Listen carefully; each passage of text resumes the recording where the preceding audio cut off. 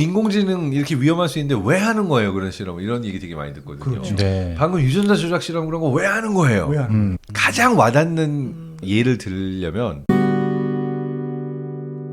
저는 그 첫 챕터 보면서 궁금했던 게 그럼 박사님은 미래를 어떻게 생각하고 저도 계실까? 궁금했어요. 네. 유토피아일까 아니면 디스토피아일까 아니면 뭔가 중간 지점일까 이런 게 되게 궁금했거든요. 저는 두 길이 다 존재한다고 생각해요. 근데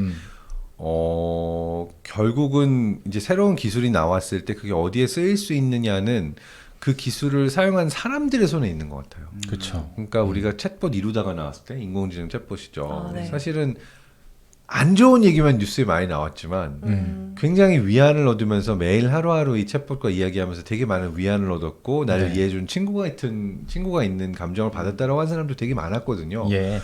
그렇지만 반대로 이게 이 챗봇에게 안 좋은 이야기를 하고 성추행을 하고 정말 다른 용도로 사용했던 많은 사람들이 있었기 때문에 이게 좀 안 좋게 가기는 했는데 네. 결국 그게 이제 인공지능 프로그래밍을 하고 챗봇을 만들던 사람의 의도는 아니거든요. 그러니까 챗봇은 두 길을 다 갈 수가 있었어요. 정말 누군가의 좋은 신고가 될 수도 있고 또는 누군가의 학대를 받는 존재가 될 수도 있고 근데 그게 원래 만들어진 사람의 의도와는 별개로 사실은 유저의 손에 있었던 거죠. 저는 유토피아 디스토피아로 가는 길도 결국은 사람들이 어떻게 선택해서 가는가와도 관련이 있고 그리고 그 사람들이 갈 수 있는 길을 뚫어주는 그런 비전을 창조하는 그 만든 사람들의 손 안에도 있다라고 생각을 해요. 그래서 단순히 내가 이제 개발을 해놓고 어떻게 쓰는가는 니네가 알아서 써 이게 아니라 사실 개발자 입장에 있어서도 이게 어디에 쓰일 수 있을까라는 고민들이 좀 필요하다고 생각이 되고요. 뇌과학을 연구하시니까 굉장히 첨단 과학이고 밝혀지지 않은 부분들이 굉장히 많고 그런데 인간이랑 굉장히 가장 밀접하게 좀 영향을 끼치다 보니까 새로운 기술이 다 박사님께 가는 것 같아요. 그러니까 제가 기술에 네. 유난히 관심이 많은 편이고요. 네. 그 다음에 이제 요즘 이제 늘 이 설명을 좀 시작해야 된다고 생각하는데 대체 뇌과학 박사가 왜 NFT 메타버스 얘기만 하는데 이런 네네. 질문을 많이 듣거든요. 그게 네. 뇌과학하고 무슨 상관이야? 네. 상관관계가 있는데 두 가지가 있습니다. 일단 하나는 그 뇌과학이라는 연구 분야는 인간의 뇌를 연구하니까 인간이 세상을 어떻게 인지하고 다른 사람을 어떻게 인지하고 하는 부분을 보고 있으니까 인간을 연구하는 학문이다라고 하는 부분에서 그 주제들이 맞닿아 있는 게 있고 이건 되게 큰 지점이고 제가 이 얘기를 할 수 있게 된 이유 중에 하나는 전 그 안에서도 이제 사회인지 신경과학이라고 해서 한 사람이 다른 사람을 어떻게 인지하는가 네. 네. 다른 사람의 얼굴 표정만 보고도 뭐 제스처만 보고도 이 사람이 무슨 생각을 하고 나에 대해서 어떻게 생각한다는 판단을 어떤 신호를 기반으로 내리는가 이 연구를 했거든요. 근데 인간을 연구한다는 거는 사실 데이터로 연구하기 너무 어려워요. 예를 들어서 악수를 할 때 이 사람이 어떻게 악수하는지에 따라서 내가 어떤 인상을 받는가 이걸 연구하고 싶은데 데이터로 내려면 악수를 1000번, 10,000번 해야 되잖아요. 그렇죠. 근데 실제 사람이 악수 10번만 하자고 해도 이제 그만해! 이러지 받아주지 않잖아요. 내추럴하지 않죠. 자연스럽지 맞아요. 않잖아요. 네.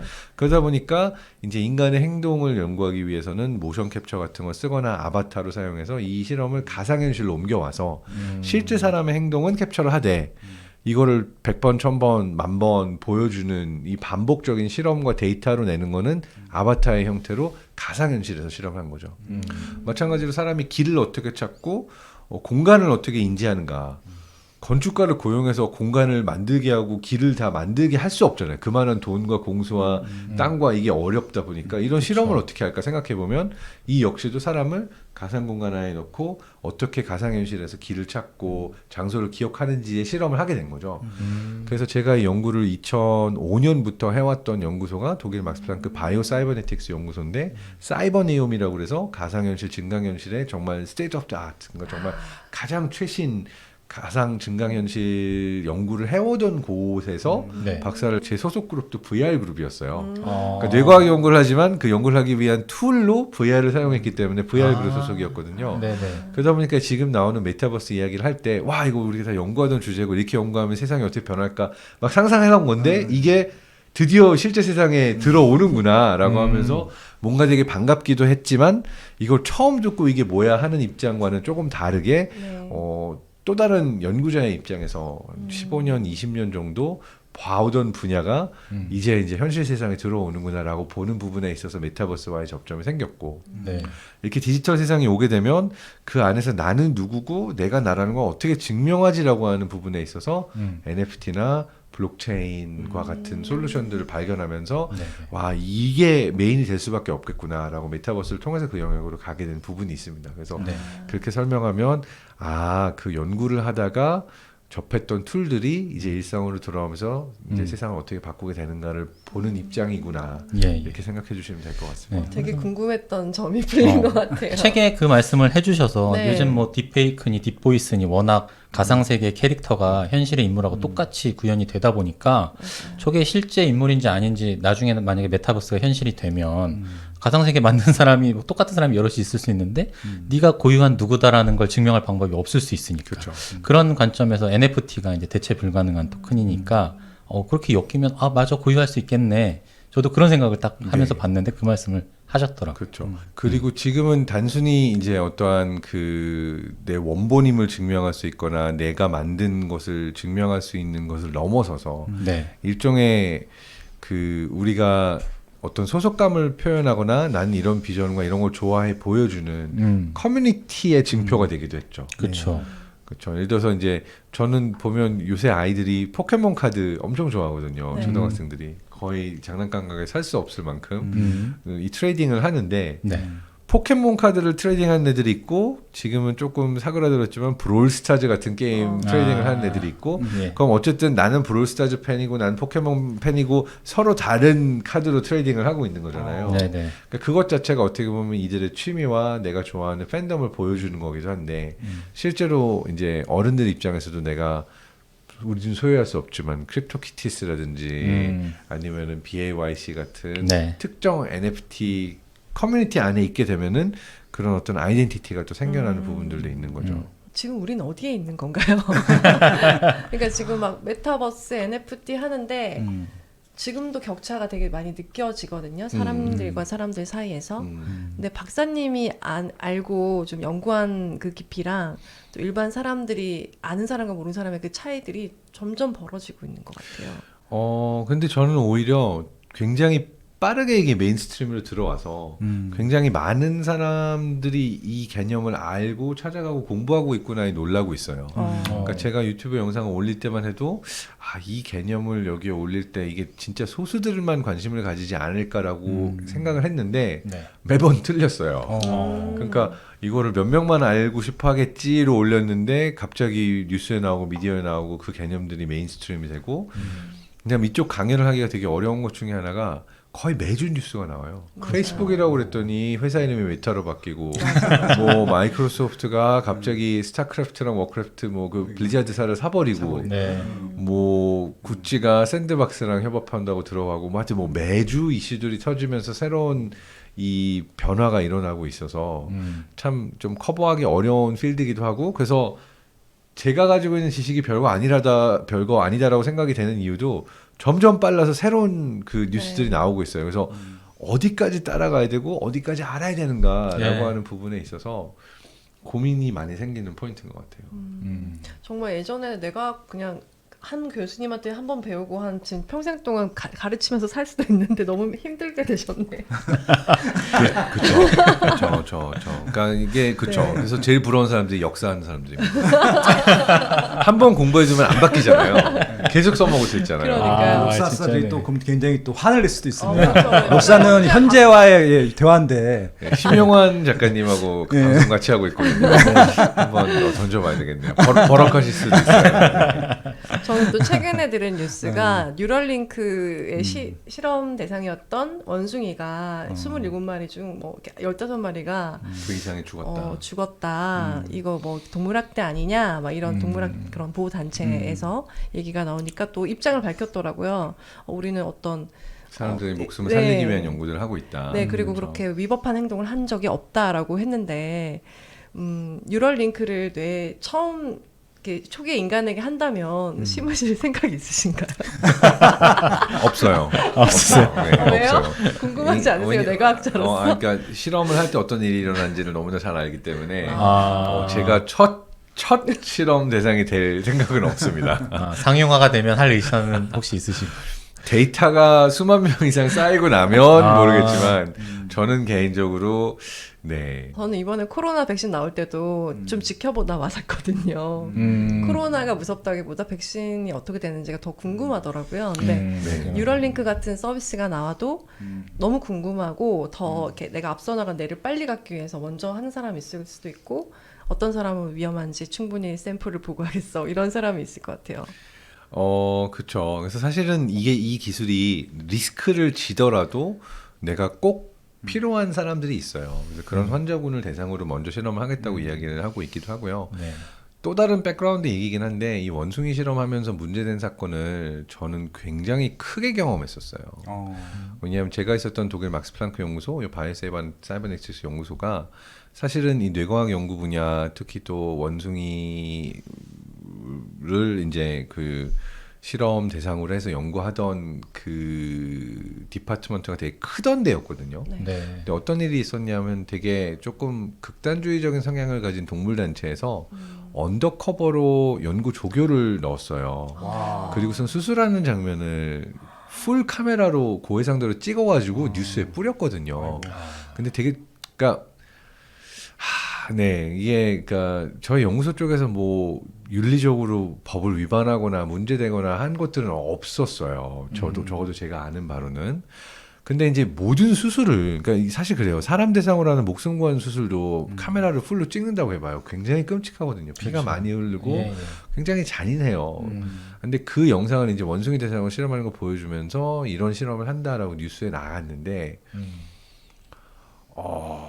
폭탄 테러 위협, 살인 위협 뭐 이런 것까지 받으면서 연구소의 연구원 전부들이 이제 전화기에 불이 나고 너 죽여버린다. 뭐 동물들을 이렇게 학대하냐라고 그러니까 그 기사와 그 그림을 보고 충격을 받은 굉장히 많은 수천 명의 동물 보호 단체와 일반 시민들이 시위를 하고 과학자들을 위협하고 심지어 그 과학자들이 아이들이 다니는 유치원에 니네 아빠가 이런 거 했지 해서 그 아이를 따시키고 때리고 막 이런 일까지 일어나서 사실은 그런 원숭이 실험이 필요한 실험이고 우리가 이제 동물 실험을 하지 않으면은 사람 대상으로 약을 개발하거나 아니면 이렇게 하는데 되게 어려움이 많거든요. 그러니까 꼭 네. 필요한 이게 뭐 정말 뭐 괴롭히는 걸 즐기기 위해서 하는 실험들이 아님에도 불구하고 사실 그게 굉장히 문제가 됐었어가지고 결국 그 교수님이 사실 이렇게 유력한 노벨상 후보시기도 하고 굉장히 뇌 연구의 권위자셨는데 이게 너무 여론이 안 좋아지고 이게 나라 전체 정말 과학계 큰 이슈로 몇 년 동안 돌다 네. 보니까 그러니까 제가 일했던 경우는 아니에요. 저는 다행히 가상현실과 인간 대상으로 하다 보니까 이렇게 피를 볼 일이 없는 네. 디파트먼트 여기는 했지만 같은 연구소 소속으로 바로 옆에서 이제 원숭이 실험하던 그쪽에서 경험한 것들을 많이 봐서 이 일론 머스크의 그 실험 단계에서 나올 수밖에 없는 그런 희생이었음에도 불구하고 그것이 사실 문제될 수 있겠다라는 생각을 하고 있었어요. 테슬라도 처음에 전기 개발할 때 좀 여러분이 이렇게 돌아가셨다는 기사를 많이 봤던 것 같아요. 그래서 이런 AI가 발전하고 하면서 이런 기술을 테스트하고 또 실행한 과정에서 굉장히 많은 이런 뭐 서로 이렇게 반동들도 일어나고 네, 작용 반작용이 있을 것 같아요. 그러니까 이제 기업이 실험을 할 때 조금 뭐 장점도 많지만 위험한 부분들이 이제 되게 높은 속도로 해 나가잖아요.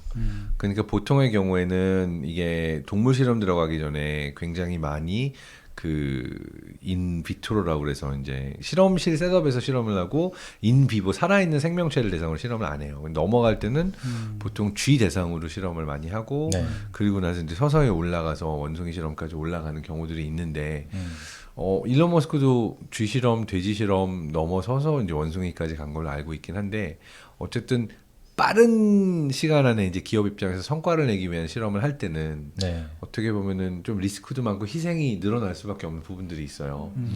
그래서 그러한 부분들이 네, 조심해야 되는 부분이고 그런 희생에 대해서 어떻게 해야 할지에 대해서는 조금 윤리적인 고민도 필요한 부분이라고 생각이 되기는 해요. 네. 여담인데 네. 그 혹성 탈출 있잖아요. 네네. 그게 이제 원숭이 실험에서 뇌가 이제 성장해서 네. 인간 수준 이상으로 이제 발달해갖고 시저 같은 네네.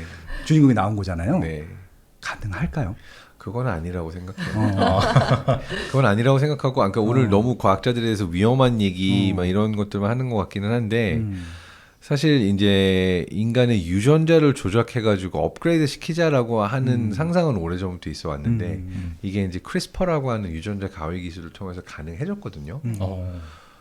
근데 이제 그 얼마 전에 굉장히 충격적인 사건이 있었죠. 그러니까 중국에 유명한 과학자도 아니고 이렇게 잘 알려진 탑 과학자도 아니에요. 근데 크리스퍼 유전자 가위는 굉장히 쉽게 유전자 조작을 할 수 있도록 돼 있어서 사실 고등학생도 그냥 실험실에서 배우면 할 수 있을 정도로 되게 쉬운 기술이거든요.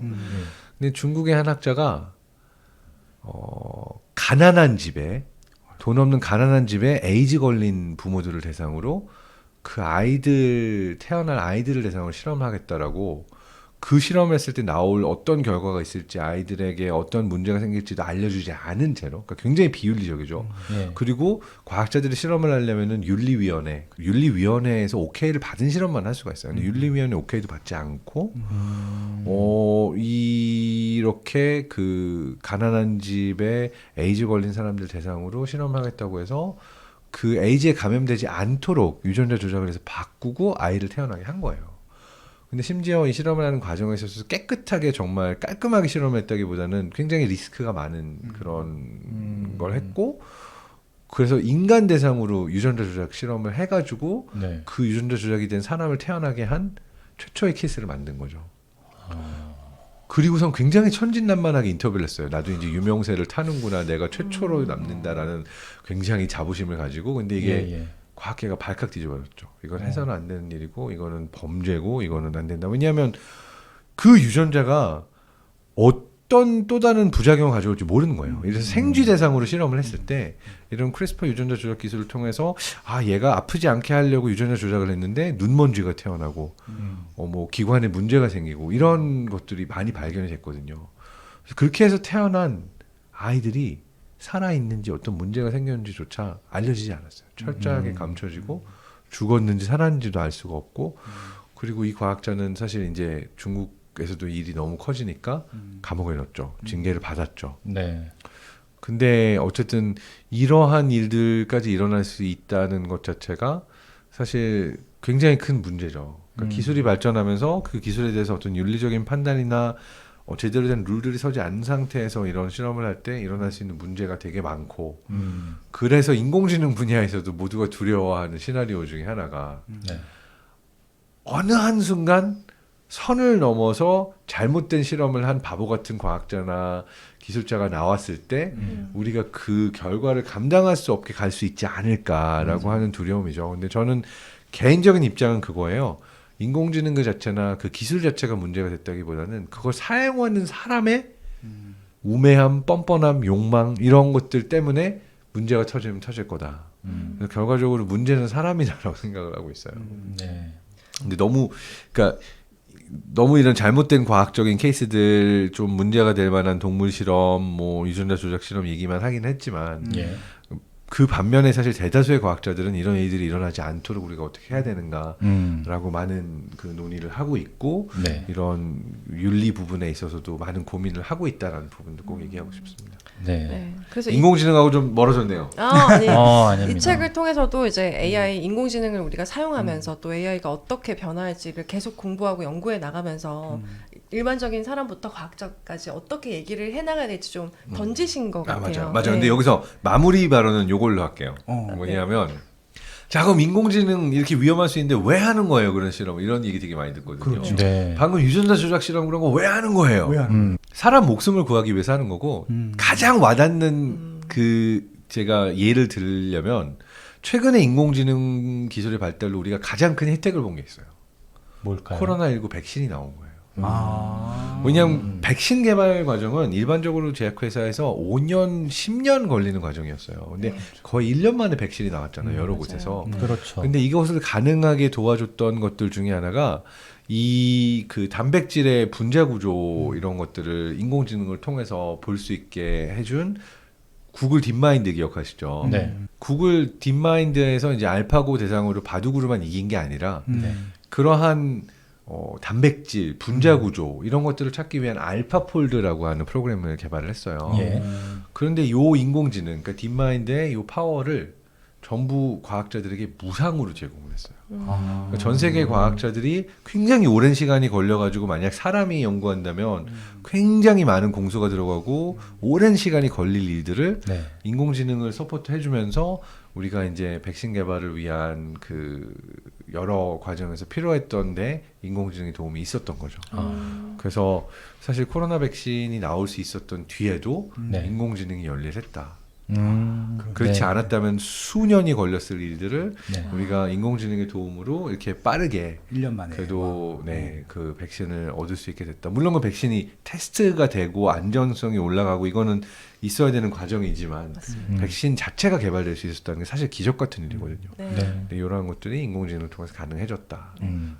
요렇게 얘기하면 인공지능의 긍정적인 부분도 네. 얘기한 게 되지 않을까 생각됩니다. 네, 그 말씀하신 대로 이제 사람이 그걸 어떻게 쓰느냐에 달려 있는 문제 같고요. 좋은 방향으로 쓰면 말씀대로 백신 같은 걸 만드는 데 쓸 수 있고, 뭐 악하게 사용하면 또 어떤 사용 방법이 있을지는 모르겠습니다만, 어쨌든 이런 미래가 다가오고 있고 현실이 돼가고 있으니까 좀 관심을 갖자는 되게 많이 동의가 되고, 예, 네. 저도 계속 신경 써야 될 문제라고 생각이 들어요.